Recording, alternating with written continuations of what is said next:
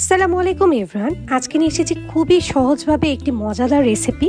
কক্সবাজার গেলে বা বিভিন্ন রেস্টুরেন্টে আমরা এরকম ফিশ কাবাব খেয়ে থাকি, তাই আজকে আমি মজাদার রূপচাঁদা মাছের কাবাব তৈরি করে দেখাবো বা বারবিকিউ করে দেখাবো।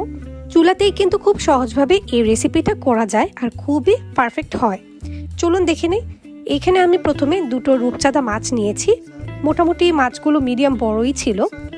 তারপর আমি মাছগুলো ভালো মতো ধুয়ে একটি ছুরির সাহায্যে মাছের গায়ে এরকম ভালো মতো একটু কাটা দাগ করে নিব, যেরকমটা রেস্টুরেন্টে করে ঠিক এইভাবে চারকোনা করে কিছু চিড়ে নিয়েছি মাছের গায়ে।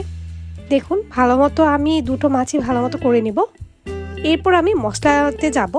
প্রথমে আমি সামান্য পরিমাণে লবণ দিয়েছি, যেহেতু রূপচাঁদা মাছটা সামুদ্রিক মাছ, এটাতে এমনিতেই অনেক লবণ থাকে, তাই আমি অল্প করেই দিয়েছিলাম প্রথমে। তারপর দিয়ে দিলাম 1 চা চামচ লাল মরিচের গুঁড়ো, সামান্য একটু হলুদ, এরপর যেটা দিব সামান্য একটু ধনিয়া গুঁড়ো 1/2 চা চামচের মতো।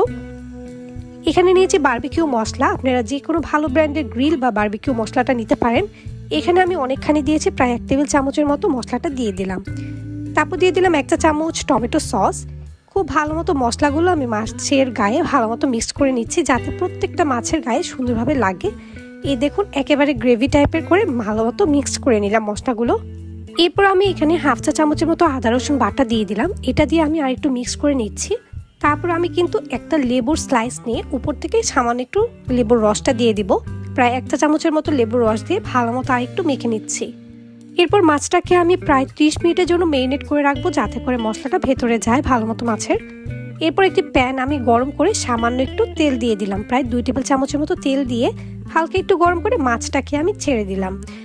আর যেহেতু এটা আমি একটু কাবাব টাইপের করব, তাই আমি সামান্য তেলে দিয়েছি, একেবারে ডুবো তেল দিইনি। এরপর এক পিঠ হলে আমি উল্টে দিয়ে উপর থেকে একটু বারবিকিউ সস দিয়ে দিলাম। এতে করে কিন্তু অনেক বেশি মজা লাগবে। চুলাতেই কিন্তু একেবারে পারফেক্টভাবে মাছের কাবাব করা যায়, আপনারা কিন্তু এভাবে ট্রাই করতে পারেন, খুবই মজার হয়।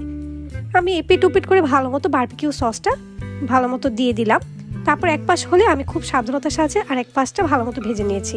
এই দেখুন কালারটা কত সুন্দর এসেছে, একেবারে কাবাবের মতো। তারপর বাকি মাছটাও আমি সুন্দরভাবে হালকা তেল দিয়ে আরেকটু মাছটাকে ভেজে নিচ্ছি। আর রূপচাঁদা মাছ কিন্তু খুব তাড়াতাড়ি হয়ে যায়, খুব বেশি সময় লাগে না। আমি মশলাটা একটু উপর থেকে দিয়ে দিলাম, সাথে আরেকটু বারবিকিউ সস দিয়ে আমি মাছটাকে ভালো মতো ভেজে নিচ্ছি। এই মাছটাও খুব ভালো মতো ভাজা হয়ে গেলে আমি সুন্দরভাবে তুলে নেব। এভাবে মাছগুলো আমি ভাজার পরে একটি প্লেটে তুলে নিয়েছিলাম।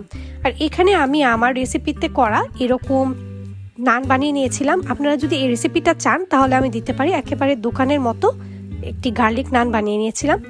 ব্যাস, এরপর আমি নানটাকে কেটে ভালো মতো এই মাছের সাথে পরিবেশন করেছিলাম। সাইড দিয়ে একটু ডেকোরেশন করে নিয়েছিলাম, দেখতে কিন্তু অনেক বেশি ভালো লাগছিল।